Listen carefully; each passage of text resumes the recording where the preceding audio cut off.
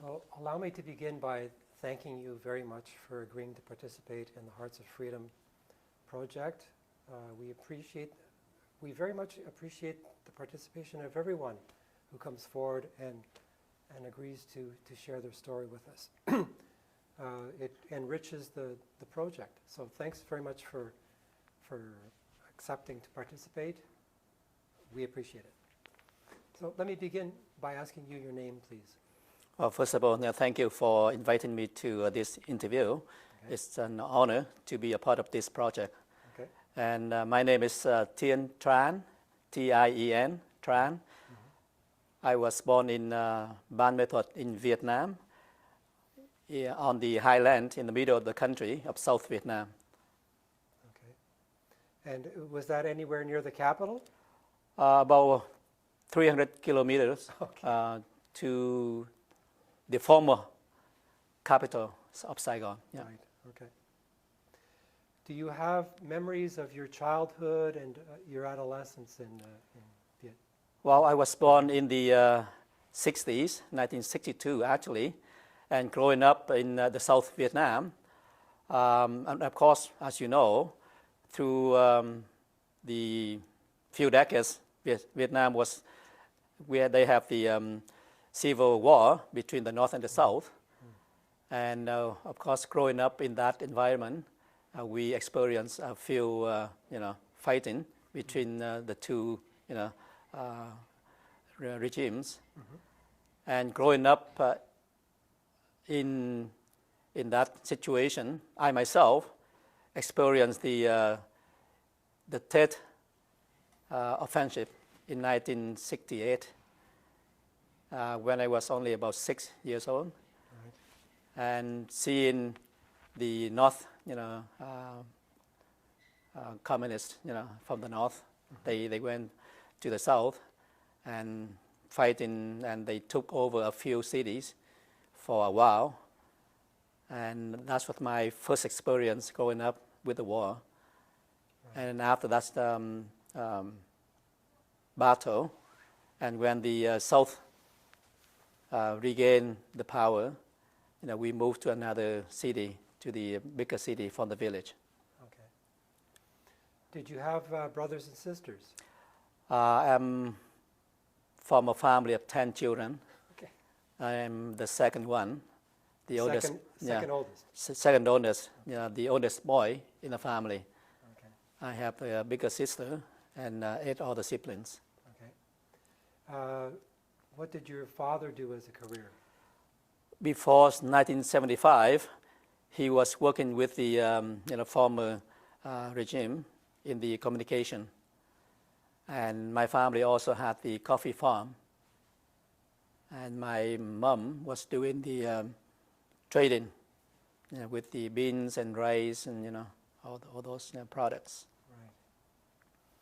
So your mother would have done more of the work on the farm, I'm assuming. Yes, both actually. But we had workers, working in the farm, right. To help us too.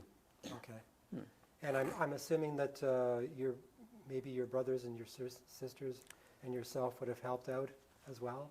Yes, when we had enough, strength, we were, big enough to do so. Right. And everyone has the jobs to do at home. Right. Yeah. I'm assuming that you would have attended school? Yes. I attended the Catholic school from kindergarten to grade 5. And then in 1974, I entered the minor seminary in grade 6, hoping to become a priest. Yeah. Okay. And in your youth, can you think of how it came about that you wanted to become a priest? Well, growing up in the Catholic family, and in Vietnam, the Catholic Church is really strong and active. Mm-hmm. And once you are Catholic, you would practice it. And everything is centered around the church. And going to Catholic school, of course. And all the boys, I would say, growing up, would like to become a priest. Okay. let's say when a priest or even a teacher in the classroom, they ask the question, do you want to become a priest? Most of the boys will raise up their hands, and including myself. Right. So I ended up entering the seminary in grade 6. Okay. But then in 1975, when the communists took over the South, they closed down all the seminaries, Catholic schools, and all the Catholics run facilities. Right. So of course we were sent home. Right. So being a Catholic family then, you would have attended Mass on Sunday and you would have participated in the activities of the church. Yes, that's the typical activities for Catholic family. We would do everything, around the church, and we pray at home every day as a family. Yeah. Before you go to bed, my parents would gather 10 children, in one room, and we would pray the rosary. Okay. And then we would go to catechism at the church. Okay. And go to Mass daily too. Yeah, not just Sunday. Right. So growing up, going to church is the thing to do. Okay. Did you have I'm assuming that everybody spoke Vietnamese, of course. You spoke Vietnamese, I'm sure, very well. Did you have opportunities to learn French or English during your childhood? Well, for myself, in the seminary, I started to learn French, actually. French was stronger as a second language in Vietnam then. So I started to learn French in grade 6, and then after that, in public school, I carry on to study French as the second language. Okay. But no English at all. Okay. So at one point, did you become comfortable speaking Vietnamese and French? No, French was only book language. Oh, okay. You just do your work and you do your exams, Right. and you pass the test, but not really for conversation, communication. Right. So mostly book language. Okay. So when you entered you said you entered the seminary in grade 6. Yes. Can you talk about what that experience was like? Well, that's what's amazing, because then, as I mentioned, most of the boys would like to become priests. So to enter the seminary in the Diocese of Ba Ma Thuột, where I came from, 200 boys wanted to enter the seminary, and they only took 50. Oh, okay. So 200 boys, we would go to the seminary for about 4 or 5 days. I recall we would leave our home and go to the seminary and stay there for 4 days. And then through those 4 days, they do the test and observing the boys. And then after 4 days of examination in different ways, they posted the result. And I was seeing my name on the board that made it. So I was so proud, going back home. Right. And the other 150 boys just so disappointed going home.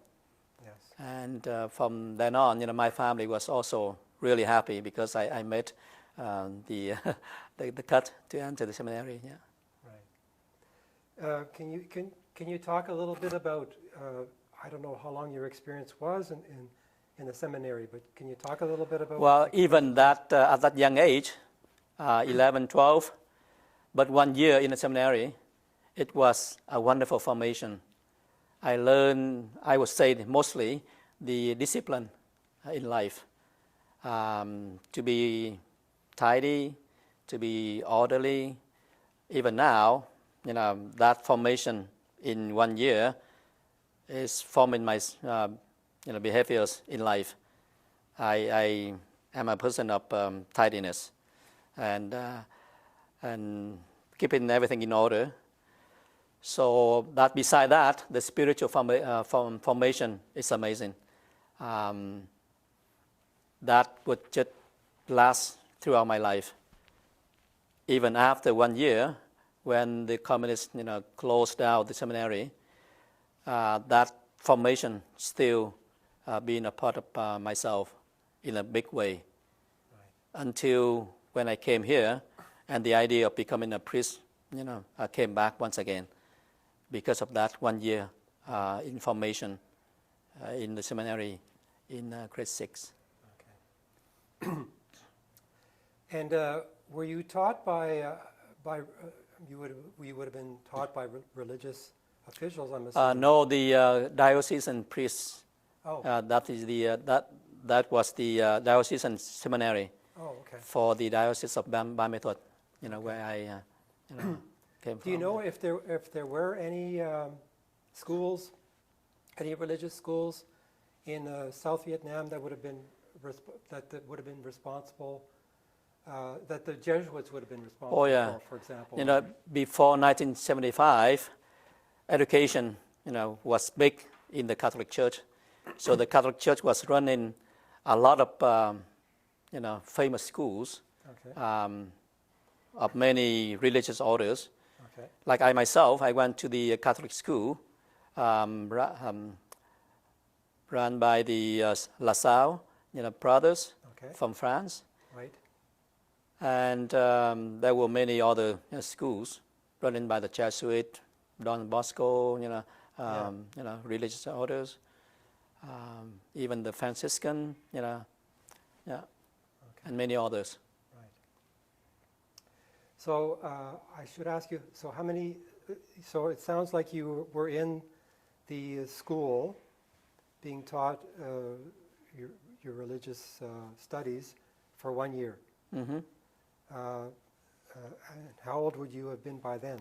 I was 12. Okay.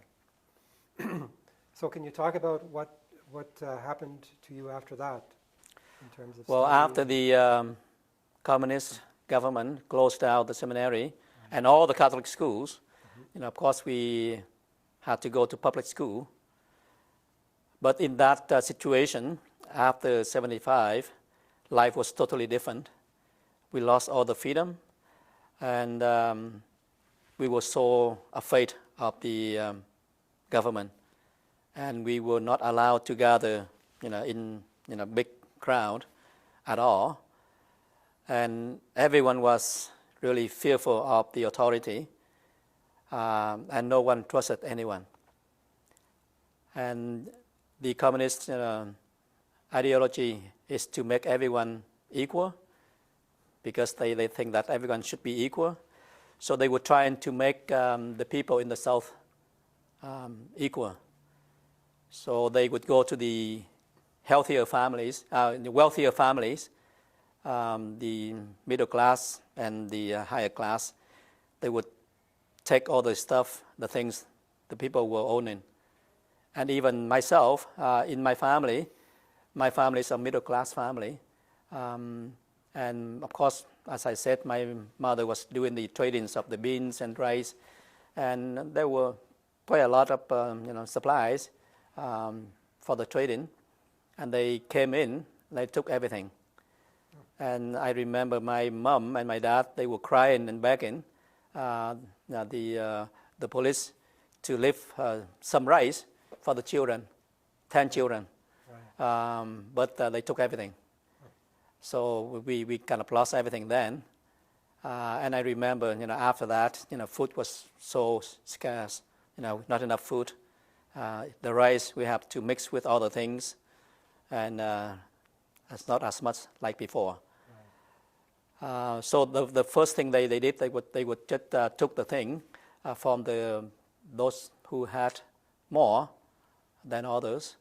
And the reason they said that everything belonged to the people. So they took everything and they control it. And secondly, I remember they made it into collective farming.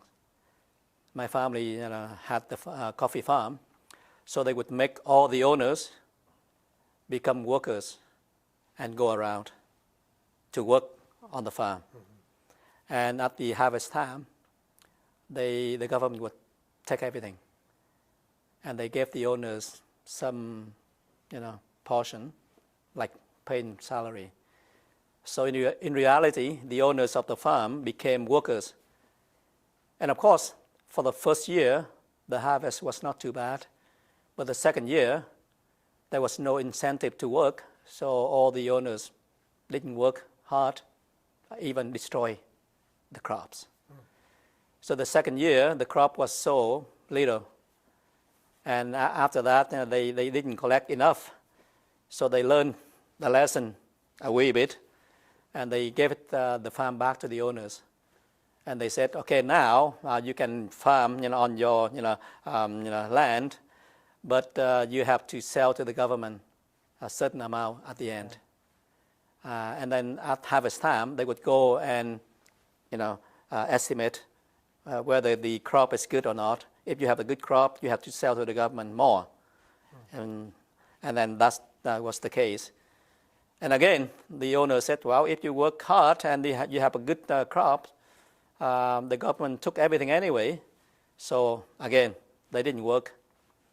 So the third year, they said, okay, now, the quota, 1 hectare, you would be selling to the government certain amount. And then whatever you get more than that, you keep it for yourself and you sell it in marketplace with the much higher price, like black market. You sell it to the government, let's say $1. Outside in the marketplace, you sell it for $5, for example. That difference. So that we a bit more incentive for the owners to work. So that was the case. Right. Collective farming. Okay. And another reason for them to make everyone equal, one of the things they were doing is to change the currency. If you are a millionaire, next day they would change all the currency, the money.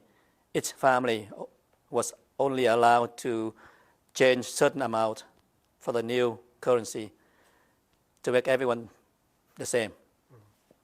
So they would have the curfew in the evening. No one could go anywhere. And the next day, changing money. And of course, after a year or so, some people are more, they are doing better in trading and business, and they would have more money as a result. And they changed the currency again. I remember for those 5 years that I was living under the communist regime, from 75 to 80, they changed the currency 2 times that I remembered. And that was the situation. Life was like hell. And as a result, of course, everyone wanted to escape from the communist country. If they could, everyone would be living. But my family, we were living in the inland, the highland in the middle of the country. So that was not easy to go to the ocean, where the sea, shore, where the people are escaping by boat. So the idea of escaping was not in my family, because it was impossible. Because traveling from one place to another, it was really difficult. You have to have the travel document in order to travel from one village or to another, or one city to another. So that was the situation that I was growing up in, those 5 years under the communist. Well, another aspect I would like to share concerning those times under the communist is that we were living in fear, and you would not trust anyone because many people became informers, and anything you say against the government, they would inform about you, and the governments will come and take you and put you in the prison. The story, like in the family, the parents are complaining about the government, and the mother would say, oh, the government is so bad, they're so evil, they took everything from us. And at the school, the children going to school, the teachers would be asking the children, oh, how are things at home? What did your parents say? And if the child said, my mom said the government is evil, and that evening they would come and take the parents and put the parents in the prison because they dare to say that the government is evil. So you were living in fear. You did not trust anyone. So from that story, even the parents cannot say freely what they thought in front of the children for fear of the government. And as for myself, concerning education, we had to go to public school. And being Catholics, you cannot enter the university or college because you're Catholics. So I was in high school, knowing that after high school, I was not be able to go to university anyway. So why study? That was mentality. We went to school, we study, but we had fun, but we had no hope for the future. So many young people, youth, just stopped going to school and then would work in the farm to help the family. As for myself, I was able to carry on my education, if you call it education, to grade 11. And then there was a chance for me to escape. And the chance came because my aunt, she was living near the seashore, and she was involved in the planning for the escape. And she went to my parents and asked the question if my parents wanted to send anyone to escape on that boat. Because the situation then, there were a lot of fake escapes being planned. People would plan the escape and they would take your money, cost a fortune for a person to escape. And then they would tell the people to go to a hiding place, and they would inform the police. So the police would come and capture those people, and they said, well, because of the police found out, so the escape was not able to happen, and they kept the money. And then many cases, they were working with the police anyway. They would give the police money. So there were so many fake escapes, again, because no one would trust anyone. But my aunt was really involved in the escape, so my parents trusted my aunt. And of course, myself being the oldest boy, I was 17 then, and my parents wanted me to escape with my aunt, because in that time, around 1979 and 80, the Vietnamese communists, they were fighting in Cambodia. So a lot of young people, 17, 18, they were forced to enter the military to fight in Cambodia. And we heard all kinds of stories that a lot of young people died fighting in Cambodia. And my parents were so afraid, because if in the family, if you have 2, 3 boys or young men, at least one has to go. And I myself would be the next one to go if I did not escape. So of course my parents wanted me to run away, but we did not have enough money to pay for the escape. So they sold everything, and they were able to. They managed to collect about half of the cost, and they asked around, and at last my grandmother gave the other half for me to escape, which is there were only 3 bars of gold, but that was the fortune for my family. Some other people had to pay like 12 or ounces of gold, or even 20, depends, what connection you have. So we had enough money for me to escape. So I went to the school and asked for permission to go to visit my aunt and to come back in a couple of weeks.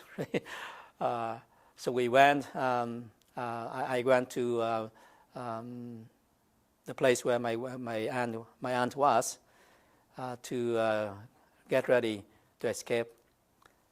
And after a couple of weeks there, I was able to get on a boat, and that was a genuine escape.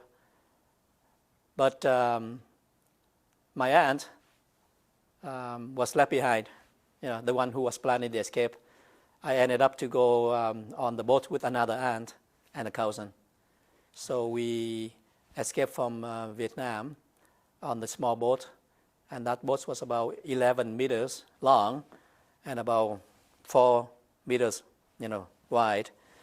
And on that boat was 58 people on that boat. And we were lucky on the journey of escaping for 5 days and 5 nights on the ocean. And there was enough food on the boat, but of course the owners, they wanted to ration the food in order to prepare for whatever happened in the future. So every day, twice a day, we only had a cap, the cap of the can of water, the ration, and then a wee bit of food to keep us, barely alive, to make the escape. That I remember that vividly, and then we were not able to even lie down because there was not enough room. We were cramming, just like that, on the boat, and taking turn to lie down, where we could.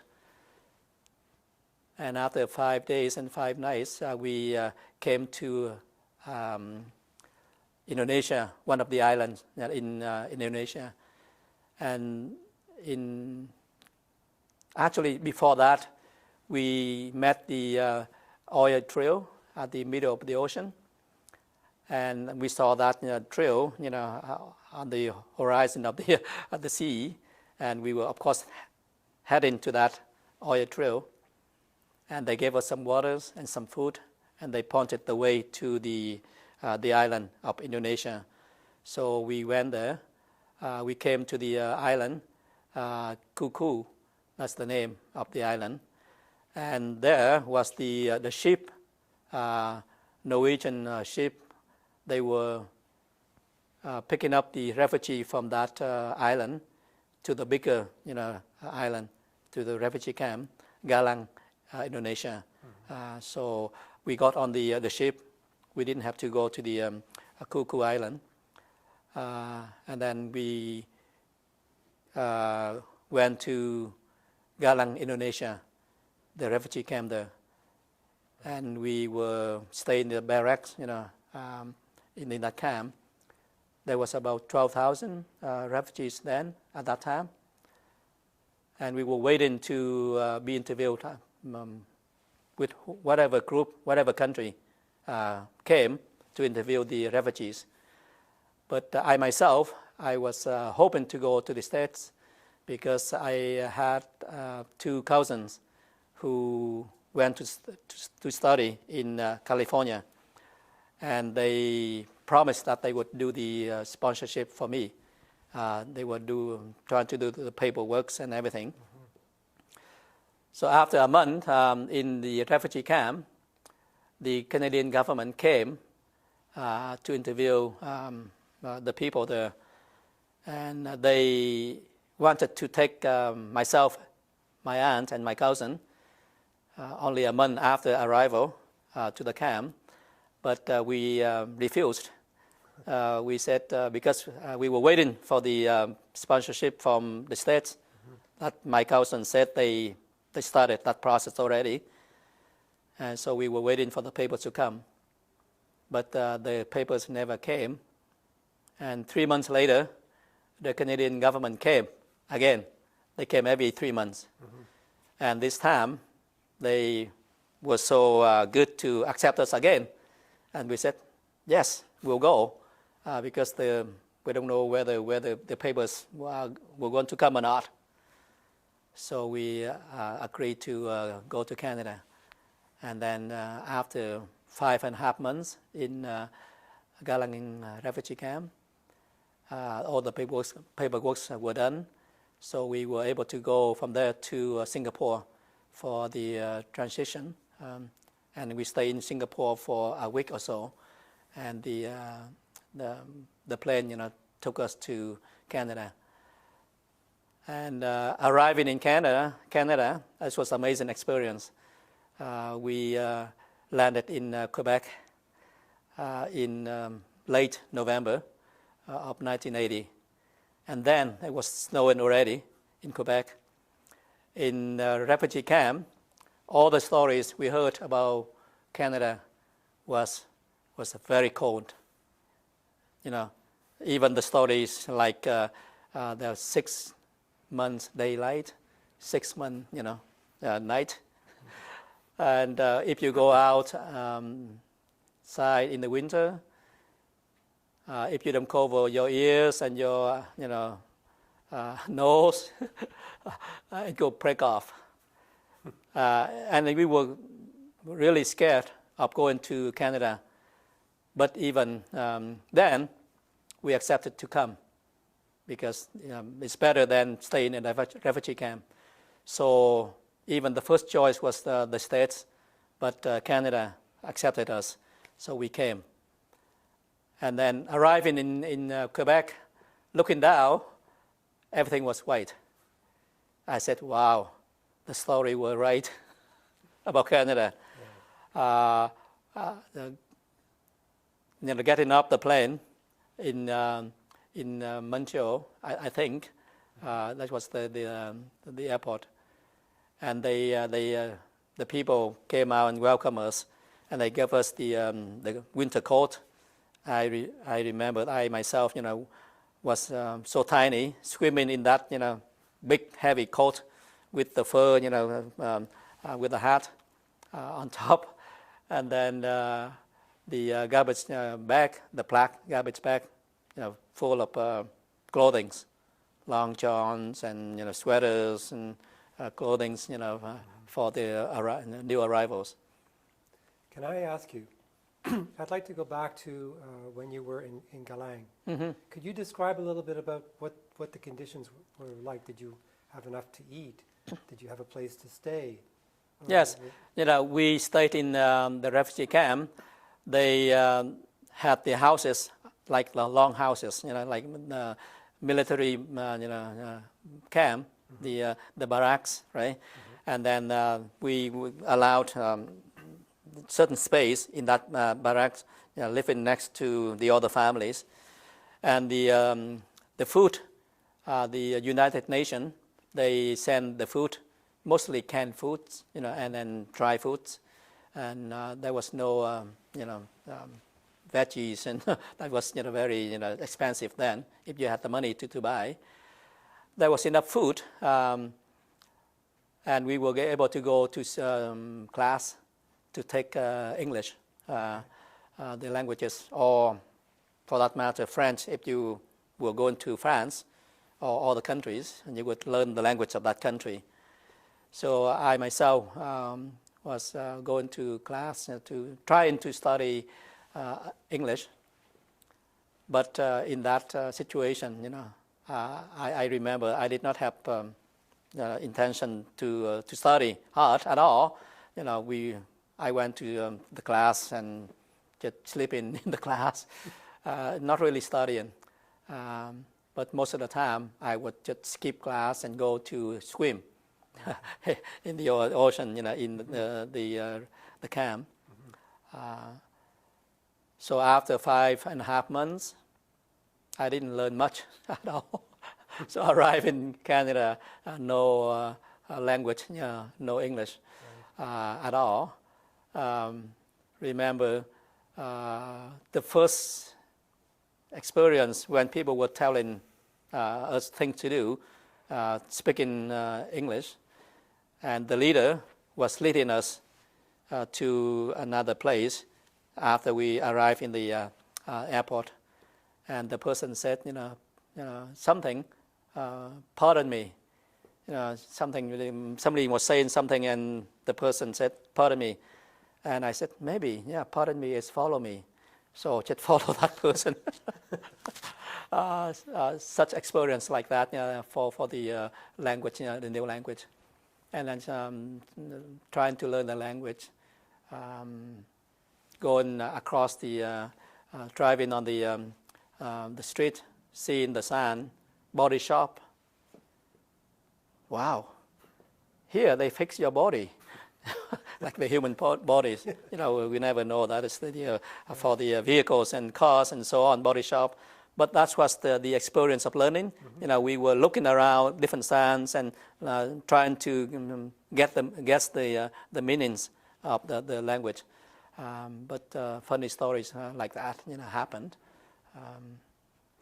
coming to the new country. And that experience, you were living in Montreal at the time? In the military camp for 2 weeks. Okay. So that was the arrival place for all the refugees coming, at least from the refugee camps in Indonesia. So that's what the place where Canada welcomed the newcomers. Mm-hmm. And from there, we would stay there for a few weeks, and then they would send us to different provinces. So I remember the bus took us from the airport to the military camp, and the camp was certainly covered with snow. Right? We went to the living quarter, and the refectory, the dining room, is another place. So from the living room, if we want to go to the dining room, the bus has to take us from one place to another. It's a big military camp. Mm-hmm. So staying there for around 2 weeks, I believe. And we were sent to Vancouver. Oh. And then flying from Montreal to Vancouver, looking down, we saw green. And I said, this is much better. This is real life. So we were so happy to see the green trees in Vancouver. And we were so blessed to be able to go to Vancouver then. And then, of course, we were welcomed by some volunteers and social workers, people, immigration, manpower.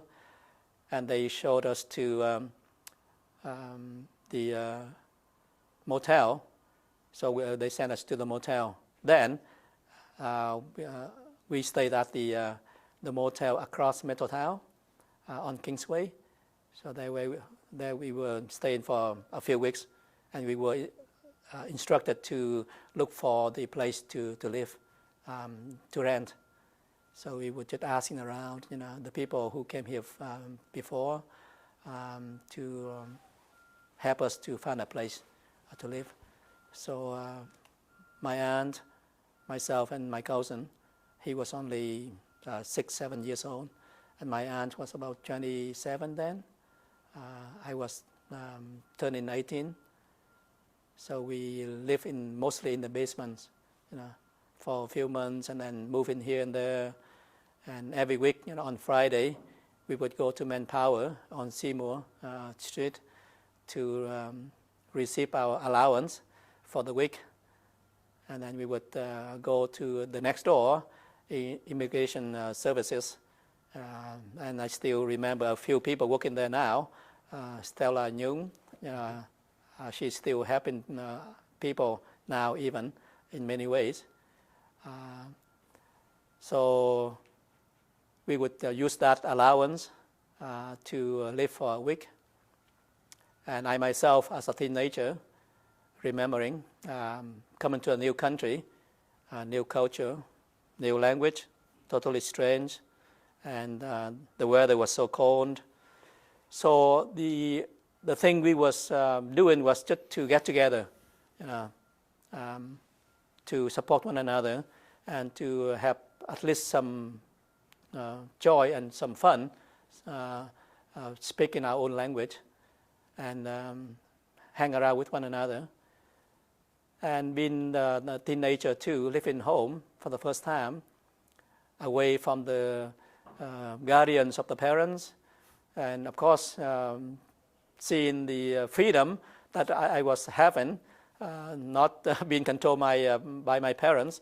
Even my aunt was controlling in some sense, but I was not really listening, to my aunt in everything, being a teenager. So I was considering myself to be a typical teenager, of the early 80s, trying to fit into the new life, new culture, trying to fit in with the other teenagers. And with that, life was different.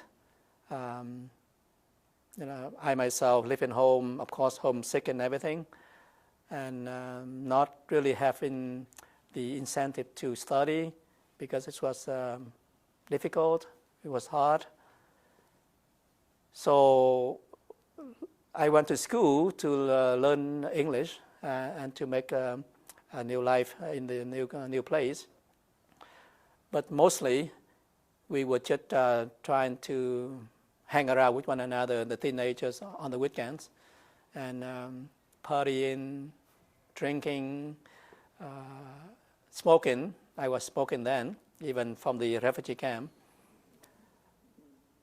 But after a couple of years of that, I would say, loose life, right?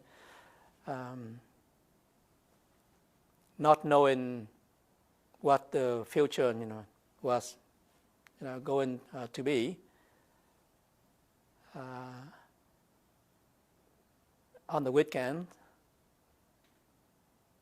having fun with my friends, hanging around, going dancing, drinking, and going back home, feeling so lonely, very lonely, missing my families, and not knowing what my life would turn out to be. And the question came, why did I come here? Why my parents, sacrificed everything, for me to leave Vietnam and come here? And I was asking myself that question. What I supposed to do? Should I do something to make my life, more meaningful, rather than just hanging around with my friends, having fun, not really trying to study and work and support my family? A lot of my friends then, they were working and then sending money back home to support their families. Mm-hmm. I myself, I was studying then in school, so I did not have the means to work and to get money and help my family. So I was not worrying much about that either at that moment. But then came a very wonderful experience, I would say conversion of heart and mind and everything, because I was still going to church then. Even I was being a troublemaker, considered by many people then, but I still went to church on Sunday. Mm-hmm. And one particular Sunday, I attended Mass, sitting at the back of the church, the Vietnamese Mass actually. I went to the Vietnamese service, in Vancouver. The Vietnamese community, they rented a church, Saint Casimir, the Polish church in Vancouver on 26th Avenue. And on that Sunday, looking up in front, there was a group of young people like myself. Some of them, I knew. They just finished their weekend retreat, the Jesuit, retreat, Ignatian, spirituality.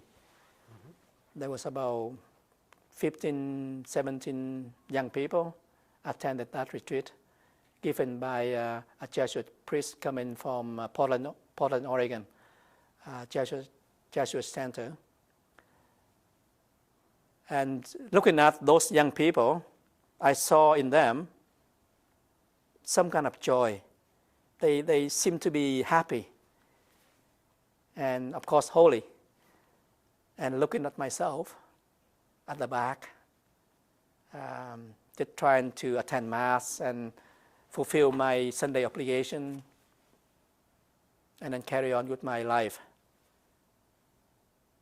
And I was asking myself another question, why can't I be like them? I like to be like those young people, having that kind of joy, peace and happiness, as opposed to the situation that I was in, not really happy. So I inquired about the retreat, when would be the next Ignatian retreat going to happen. And they said this is an annual retreat. They would do that the next fall, next year. But I wanted to attend that retreat right away.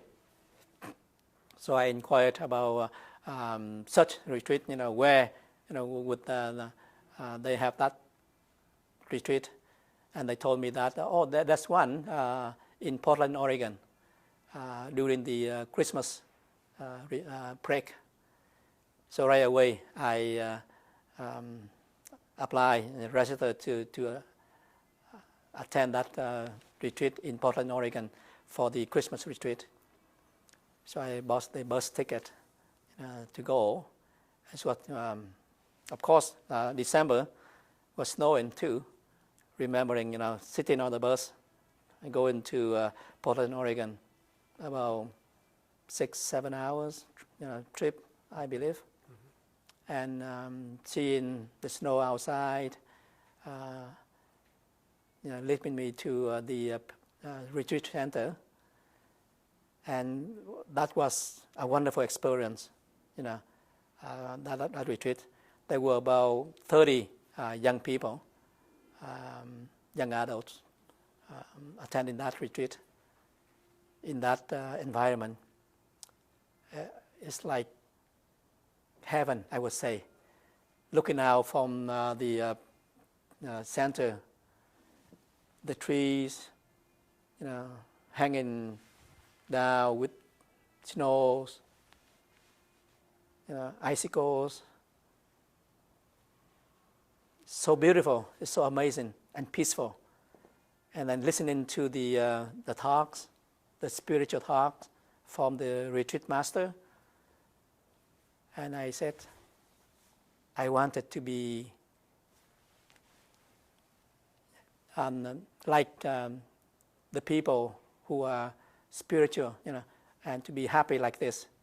I wanted to have that experience at all times in my life. So that was like the conversion of my heart. I said, I need to be spiritual.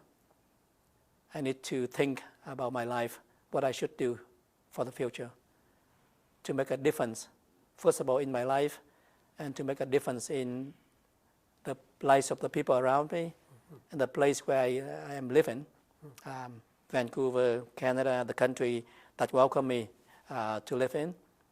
And also to make a difference in my parents' life and my family life, to make some sense or meaning of my life. So the question, the idea came back. The idea of becoming a priest came back to me at that retreat. I said, so I was imagining the life of the priesthood. If I become a priest, what would happen, right? I would be entering the seminary, I would be trained, having all the formation, and then become a priest, and then doing the ministry as a priest, celebrating Mass, helping people. So that vision gave me the joy and the peace that is long-lasting. That's amazing peace when I, imagine that life as a priest. And then I would imagine my life as a single person and having a girlfriend. I knew a couple girls then, and then let's say I would have a girlfriend and going out with her, having a love relationship, the joy of being with a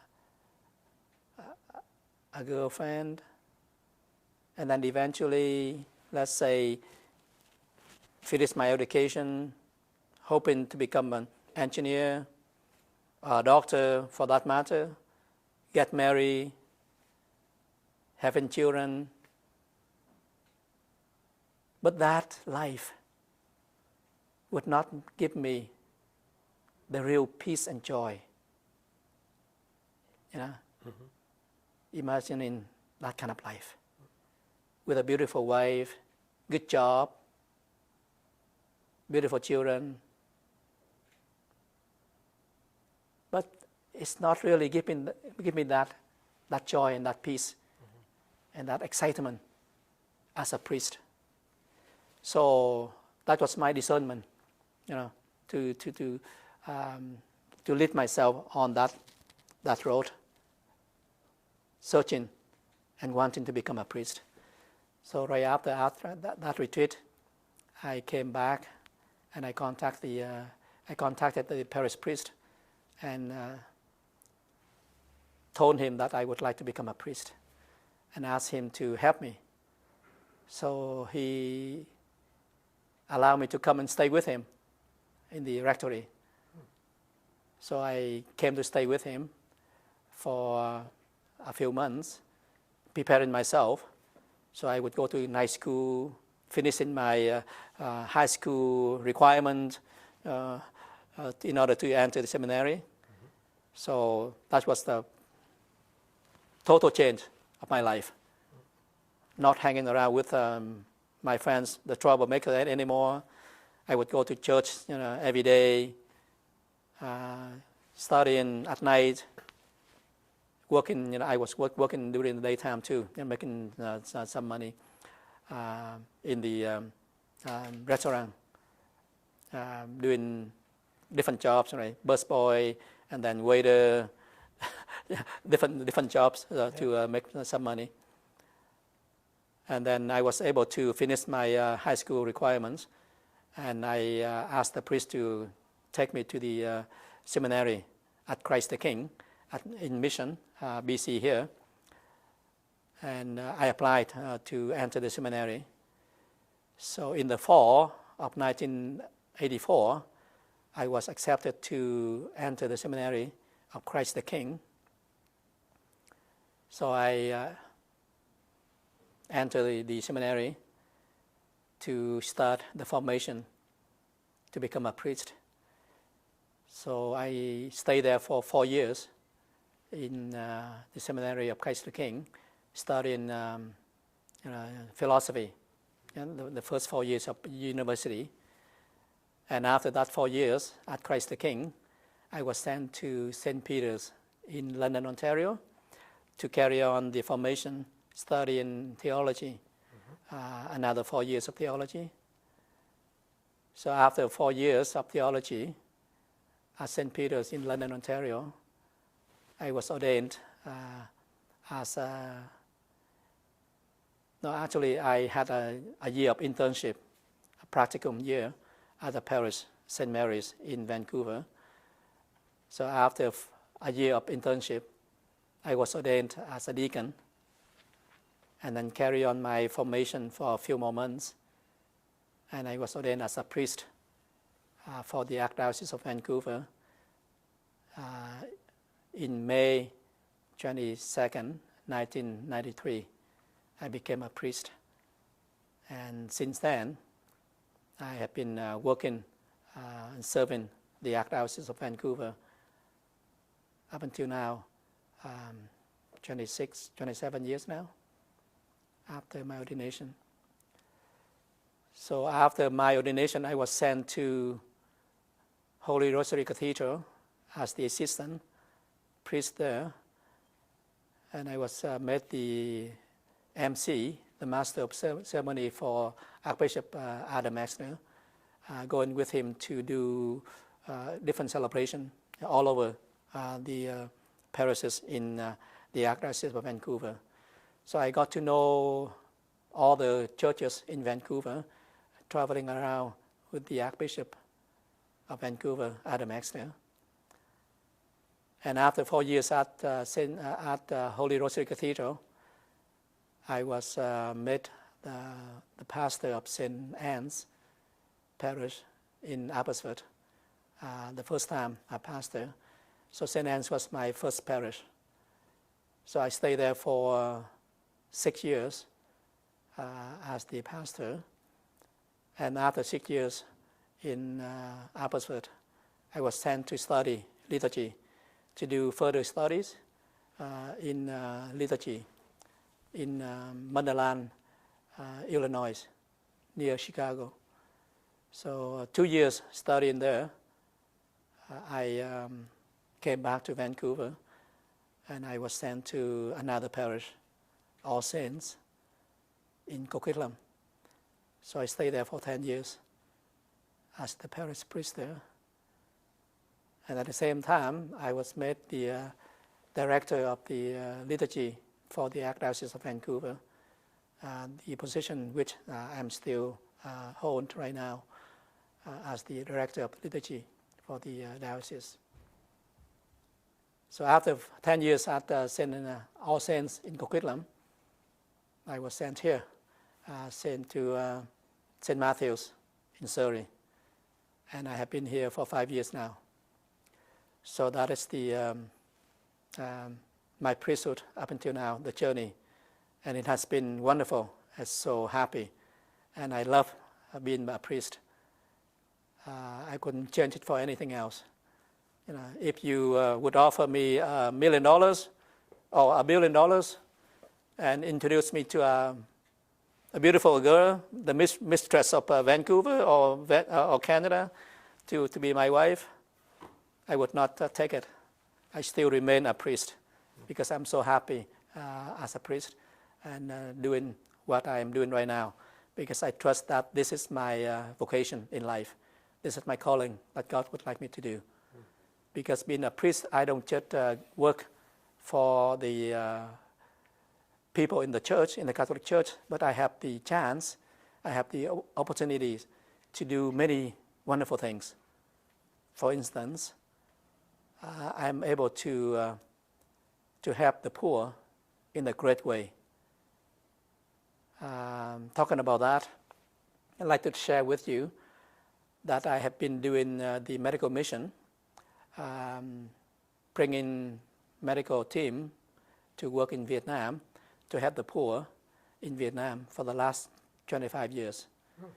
So just 1 year after my ordination at Holy Rosary Cathedral, I had the chance to talk to a doctor, Dr. David Naima, and he's an eye doctor, and he has been going to different countries doing medical mission.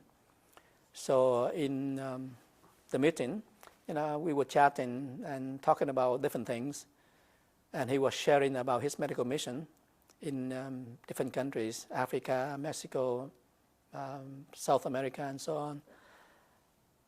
And I was sharing with him, the country where I came from, that is Vietnam. And I told him that Vietnam is really poor too, and medical situation is very primitive, at that time, not even now. So I was jokingly asking Dr. David Naimer a question, why not have Vietnam? And I thought I was just jokingly asking him. And he said, why not? So I said, are you sure? Are you serious? And he said, yeah, we can do something. And I said, well, if you are serious in wanting to have Vietnam in the medical field, I said, we can start doing something. So I said, why don't we meet and talk about that? And Dr. David Naimer said, yes, let's just talk about that. So he invited another doctor, eye doctor, the specialist in retina, Dr. Huge Passion. So we went to have lunch, and we were talking, and we said, yeah, maybe we can try to do something to help the people in Vietnam. So I invited them to Vietnam, for a surveying trip. And I was visiting my family in Vietnam. So I invited them to go there. Yeah, I was talking about the medical mission, and I took my friends, Dr. David Naimer and Parson, to Vietnam to visit my family, because all my family is still in Vietnam, even now. And now I have one brother in Coquitlam, BC now, and then a couple of sisters in Houston, Texas, but the rest, they are still in Vietnam. So I went to visit my family for the first time after living in Vietnam. I left Vietnam in 1980. So after my ordination in 1993, I went to visit my family for the first time in 1994 as a priest after 14 years living with my family. So that was the first time I went to visit my family. And a couple of years later, that was when I invited these two doctors to go to Vietnam to visit my family in 1996. So in that trip, we celebrated the Lunar New Year, the Vietnamese New Year together. It was a great time to see my family and visit them. And I took the two doctors to go to different places, visiting the medical clinics, hospitals, small and big. But the hospitals, the building was there, but not a lot of equipment, not much at all. So I remember one place, a small town, when we were visiting the small, they call it, small hospital. But it was not really a hospital, maybe perhaps a clinic, I would say. And when we were there visiting, a 16-year-old girl got into an accident, and her family brought her to the medical clinic, and her legs was broken, and maybe her hips too, and blood was all over her. So all the personnel there, they didn't have even doctor there. They had nurses. All they could do was to try to stop the bleeding, and nothing else they could do. So they had to ask the family to hire a minivan to take the girl to a bigger hospital about 10 kilometers away. And seeing that, the doctor said, "Wow, it's terrible. It's just too bad that they couldn't do anything." And they said, "Of course we can do a lot to help the medical situation in Vietnam."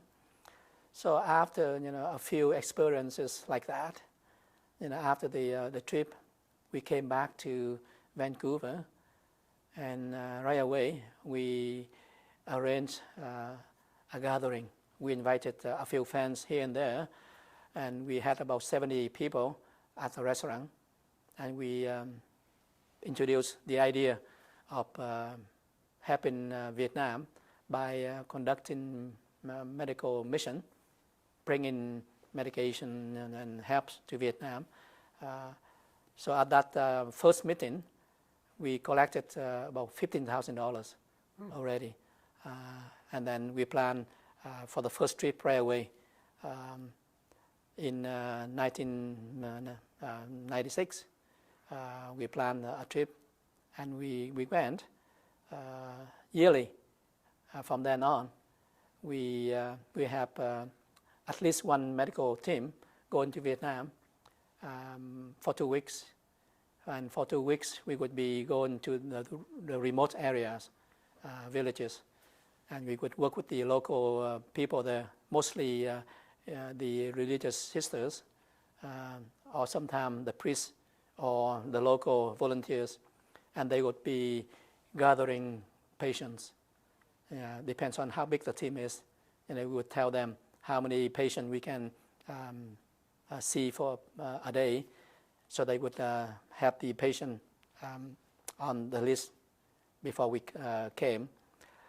So we would go there and spend about 2 or 3 days at one place, and each day, on average, the team of doctors of about 5-7 doctors, and with volunteers, we would treat about 400 to 600 patients per day. And so we would work 2 days or 3 days at one site, and then we would move to another site, so that we don't disturb the life of the people there so much, and of the volunteers and the place, actually. So in 2 weeks of mission, we would be working about 7-8 days working, and treating about 4,000 patients, roughly, for 4,500 patients in the length of 2 weeks of mission. So we would examine the patient, and we would give them medication if we have it. If not, we would try to leave some money with the sisters or the volunteers to help the patients. And if they have any need to have surgery, again, we would leave money with the sister to help the patient to go to the local hospital and have the operation.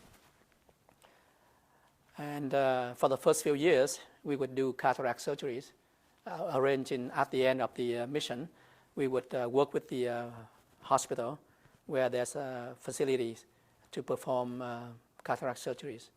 So our doctors would do the cataract surgeries for the first few years, and then gradually training the local doctors to do cataract surgery themselves.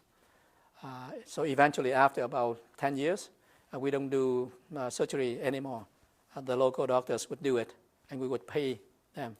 We would pay the doctors in Vietnam to do the surgery for the patient that we are helping. So that's the situation right now. We every year we would help, I would say, hundreds of people having cataract surgeries. And then in the year 2003, which is 17 years now already, we started another project, which is the heart surgery project. We would help the children who were born with congenital heart problems. We would help them to have the operation. So right now, we are helping the children 15 years old and under. There are a lot of other people too, and adults, they need that too. But of course, our resources limited, so we just limit to the children for this heart surgery project. So we would work with the sisters at one place, and with the local hospital, they would perform the heart surgery for the children. So the sister would be welcoming the children from different places all over the country. they found out about this project, and now practically everywhere they know there's a free heart surgery in your program.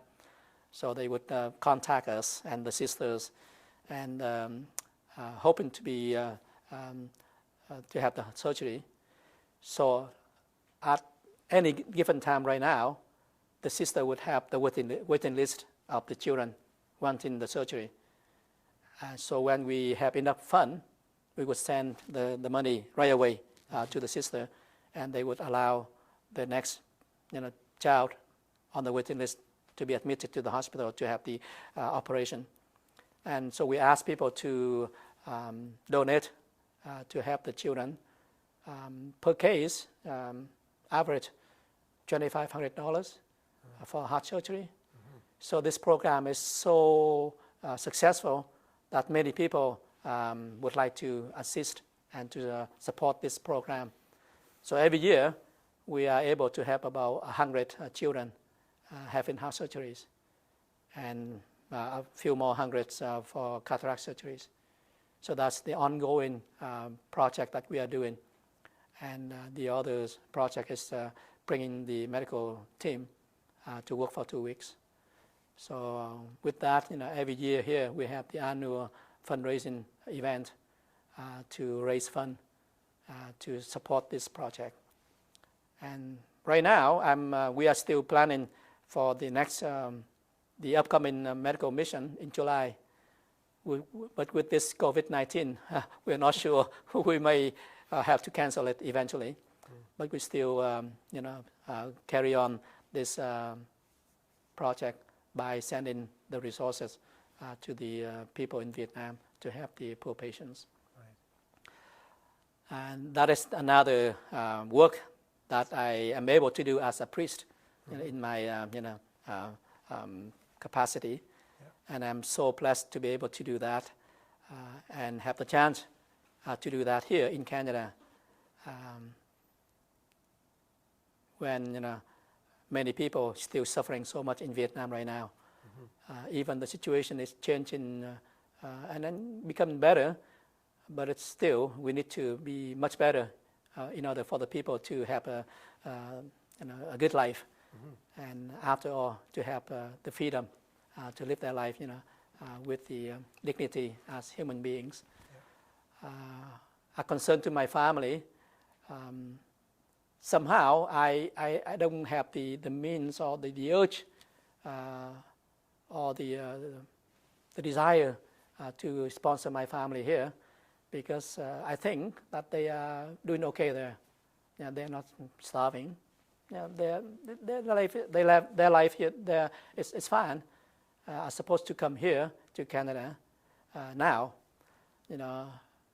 Before, after the communists, the situation was totally different, and everyone wanted to escape. But now, if you say, should people come here? I said yes and no. Yes means that Canada is the land of opportunity, is the land of freedom. It's a wonderful place to live. And it's wonderful if you know how to use your freedom and to make a better life for yourself. This freedom can be detrimental if you misuse it. And I have seen that in many families. They come here, and the family value that we as Vietnamese hold on so strong and important, the family values seem to be not as important here. And I have seen so many broken families. Even the material life means are so abundant, amazing. We are not lacking food or clothing or housing or anything. But somehow I see in the family life, we are losing so much as opposed to the family life in Vietnam. So that is one of the reasons why I myself would not want my family to come here. Perhaps the younger generation, the children, to come and have the good education.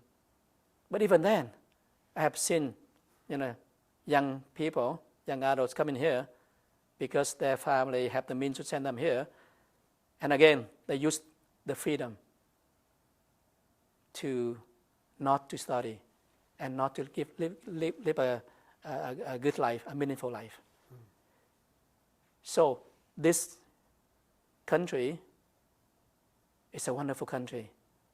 And I myself, so blessed to come to Canada. Right now, I thank God that I didn't go to the States. Looking back, I said I would even choose to go to Canada because Canada, to me, has become my home. Where I live, it is my home. To me, my home is no longer Vietnam. Even my root is still there. My family is still there. But where I live, this is my home. My family now is my parish community, the people I'm serving. I still have that relation, that connection with my families, and I still go to visit them once a year for now. But I'm not just yearning to go back to Vietnam, as if this is not the real life. This is my real life right now, the life I'm living, and I'm enjoying this life. And I thank God for bringing me to Canada.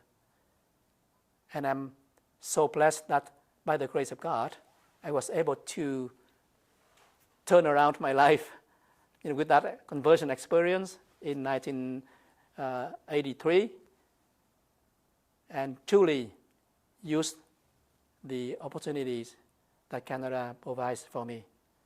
The education, free, the freedom to practice my faith, and now ended up as a priest because of the blessing that God has given to me, first of all, and secondly, this land of Canada has provided for me to be able to excel and to use whatever capacities or abilities or even talents that God has given to me to be made, in use, first of all, for my life and for the people around me. Yeah. So for that, I'm glad to come to Canada instead of the U.S.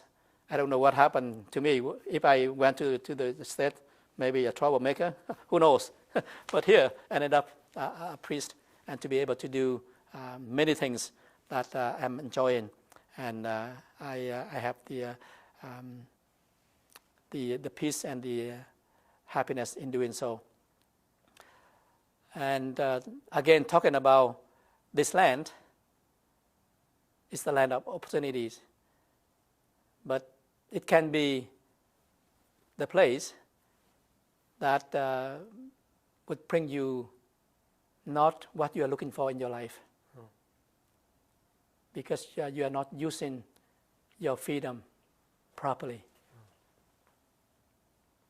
And one thing I see which is different, at least based on my spiritual formation and being a Catholic priest, the moral values I see here, because we are a free country. So that sense of freedom also allow this society to use our freedom to whatever way we want. I'm just amazed and wonder for myself. I cannot understand why our own society, first of all, I must say that I like the freedom and the respect that this country gives to everyone. Equally, we respect everyone, And that is what we're supposed to do. And this country really value those who are less fortunate, or the children. The children here is amazing. They've been treated so well, right? And they've been protected in many ways. And the woman too, the place of the woman is wonderful here in this country as opposed to other countries, or at least in Vietnam. So in that sense, that value is wonderful. But on the one hand, we look at the children and we protect the children by all means when they are outside of the womb. When they have been born, we love them, we protect them. But if the child in the womb, they don't have protection, I just wonder, why? I cannot understand that. Right. We pay money to kill the children in the womb.